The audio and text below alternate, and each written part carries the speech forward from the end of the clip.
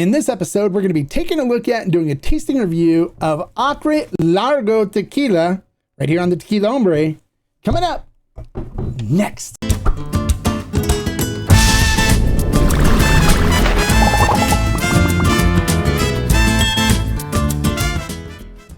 Hello and welcome to this episode of the Tequila Hombre, where today we're going to be taking a look at and doing a tasting review of Acre Largo Tequila. This is a tequila coming out of NOM 1580, which is a legendary distillery if you're not familiar with it. I love some of the stuff that's come out of 1580.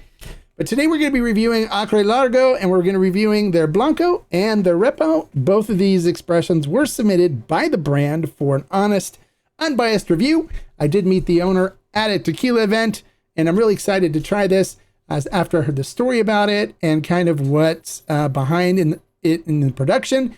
So let's not waste any more time. Let's talk about how this tequila is produced. All right, so Acre Largo Tequila comes out of NOM 1580, which is a legendary distillery. And for those of you that have been drinking tequila for a while, know it previously also as 1079, NOM 1079. They used to make some fantastic tequila out of this distillery. Ora Azul is one of my favorite añejos, and I love that brand. It's been really good. It's been discontinued, so they don't make it anymore. But I also have the Artenom Selección 1580, which is an amazing Blanco as well. I have a bottle of that I haven't opened yet, so maybe I'll open that and do a review of that sometime soon. And for those of you also that are familiar with some of the more modern tequilas, later tequilas that have come out of it, Tierra de Ensueño came out of that distillery as well. They make really good juice. They do a really good job. They do things traditionally. They don't use additives. So it's a really solid distillery. So this particular Blanco, they use really ripe cooked agave from the Los Altos region of Jalisco, because the distillery is actually located in Jesus de Maria, which is right there next to like El Pandillo. El Pandillo is in Jesus Maria as well. And it's also right next to Arandas. So it's right there, right up in the highlands in the thick of where all the good tequila producers are located. Now they use the super ripe cooked agave. They cook it in brick hornos to get all those starches converted to sugars. Then they use a roller mill to extract the sugars from the agave fibers. Once they're done extracting all those beautiful sugars, they then ferment in stainless steel tanks. Once fermentation is complete, then this tequila is twice distilled using copper pot stills. The Blanco comes in at 40% alcohol by volume. And when we get into the Repo tasting, I'll give you a little background on how that is rested and what they use as far as oak barrels go. So let's not waste any more time, though. Let's get into the tasting portion and see what this tequila's all about. All right, so let's get into the tasting portion. Let's check out the Blanco. Now, when I did meet the owner of the, there's actually two brothers that own this brand. We were talking at the Cultura y Sabor event here in Los Angeles. He was telling me some great stories about their travels to Mexico and sitting with the family and talking. And we shared some interesting stories too of stuff that we've done together, or we've done, when we've traveled, because I go to Arandas and to Jesus Maria quite a bit, spent some time up there with the producers, talking and learning and working on special batches and stuff. So we had some really cool stories to share with each other. Really nice guy. He really does like good quality tequila. He doesn't like additive stuff. And likes to focus on, respecting the traditions on how tequila's been produced over the years. So I really like that when I hear that from a brand owner and feel their passion for getting into really well-made tequila. So here we go. I poured the Blanco into my Denver and Lily agave glass. These are brand new bottles, unopened. So we're going to taste it unadulterated right out. And there's no oxidation or anything on these. Straight out of the bottle. Now we'll spin it a little bit here, get some air into it, let it aerate a little bit. I always want to do that. So let's take a look at this in the glass. Looking at it in the glass, because of course we taste with our eyes, our nose, and our mouth. So looking at it in the glass, it coats the glass beautifully. Look, you can see that it's starting to break into the legs or tiers or lacing or whatever you want to call it. So it's going to have a nice viscous mouthfeel to it, nice oily. It's starting to break down the glass. Look at that. Looks amazing. Looks great. Looking at the tequila itself, crystal clear. Little dashes of silver going through it from the lights. Looks amazing. I'm already salivating. Look at the lacing on it, the tears and stuff. Look at that. All right. So of course that we just tasted with our eyes. We're getting our salivatory glands going. So let's see what we get on the nose. On the nose, we get a beautiful sweet cinnamon and baking spices coming through. Getting a little hint of citrus in there, some black pepper.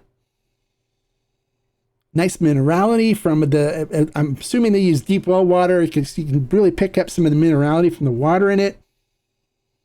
But that really nice nose full of cooked agave, the sweet cinnamon and baking spices is just lovely.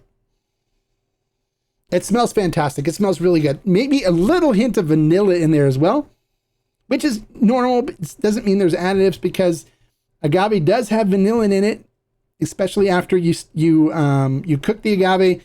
Vanillin's produced, so you can have vanilla flavor coming naturally from cooked agave.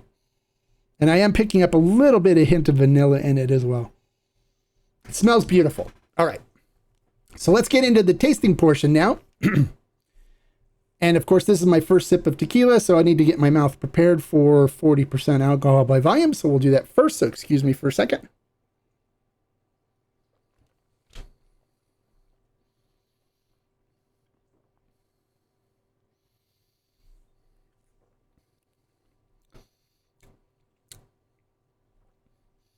So this Blanco typically retails for between $35 to $40, which is very reasonable for a Blanco tequila. All right, mouth's all prepped. Salud.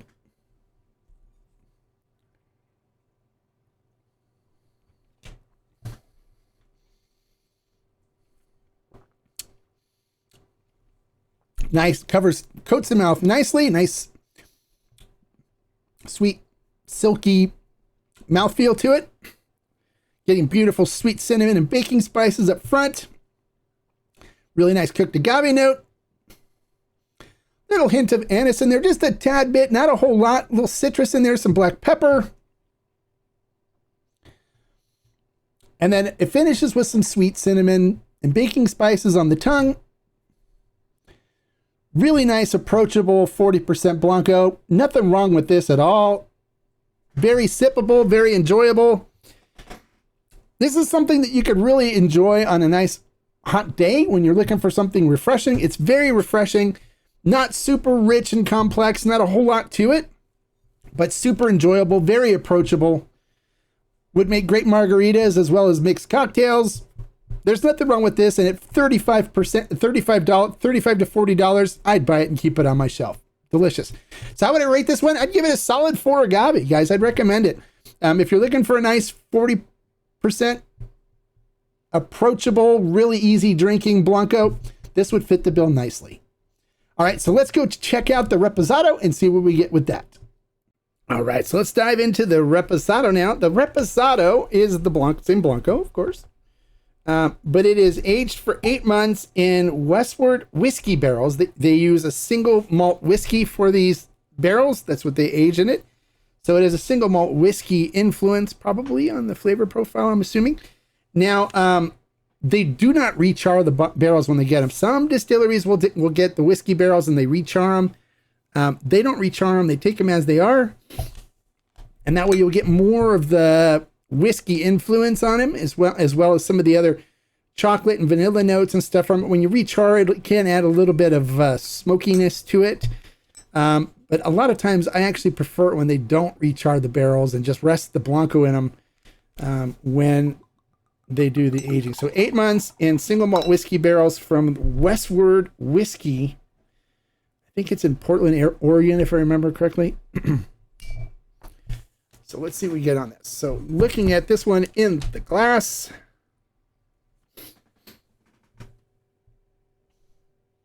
Coats the glass beautifully. It's going to have a nice viscous mouthfeel to it. Look at that. Lacing is just starting to happen on it. The tears and legs, or whatever you call them, are starting to form. Look at that. So it's got a nice oily, viscous mouthfeel to it, which is amazing, which is great. Looking at the tequila itself, it's a light straw color. Crystal clear. Looks beautiful. So on the nose, ooh, nice cinnamon and baking spices notes up front, the beautiful cooked agave notes. And I love it when there's still good amount of cooked agave present. In reposados, there's different types of repos I like. I like some that are done where there's a heavier barrel influence, and I like some when there's a lighter barrel influence. It all depends on what kind of mood I'm in and what I drink. This one's got beautiful cinnamon and baking spices, a little hint of caramel coming through, some ripe fruit notes coming, some vanilla, definitely some vanilla notes in there. It smells really nice. It smells like a really nice repo. All right, so let's see what we get on the flavor profile. Salute.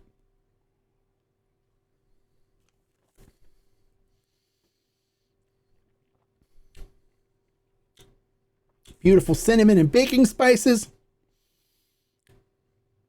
Definitely some of the whiskey coming through on it, which is not bad at all. Some ripe fruit. Sweet honey note coming through in it as well.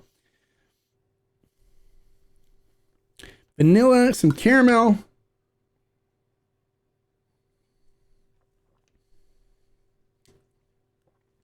Cinnamon and baking spices. A little fruitiness, ripe fruit, vanilla, caramel. It's very light and easy to drink.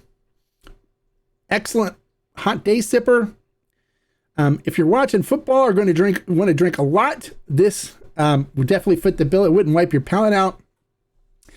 On the end, I'm getting a little bit of like a salted caramel kind of note on the end of it. So a little bit of salinity, probably from the water, maybe a little bit from the whiskey. Has a little bit of heat to it, probably from the whiskey influence as well, but nothing like overbearing at all. It just kind of helps carry the flavor profile through on the finish for me. Really enjoyable, extremely approachable. This would make fantastic palomas.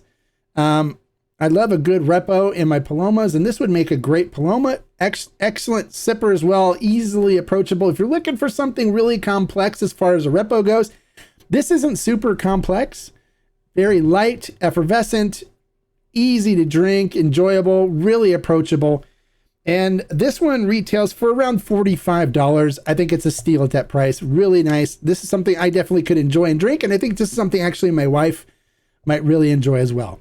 So across the whole line, how would I rate this brand? I'd give it a solid 4 agave, you guys. I'd recommend it. It's really easy to drink, really enjoyable. It's not going to set the world on fire as something, completely different and completely amazing. It's extremely approachable, extremely enjoyable.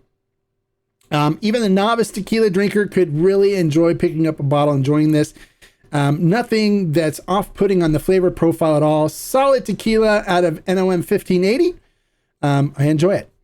Well, there you go, guys. If you like the information I included in this video, make sure you click the thumbs up and give me a like. That's the least you can do. Hey, And if you like honest, unbiased reviews like this one, or you like a lot of really detailed information that could help you become an informed consumer, so when you go to the liquor store or looking online to pick up a bottle of tequila, you're going to pick up something that's made right and that's going to taste good, then you've come to the right place. Make sure you click the subscribe button right there and the notification bell next to it so you get notified every time I post a new review or informational video that will help you become a more informed consumer.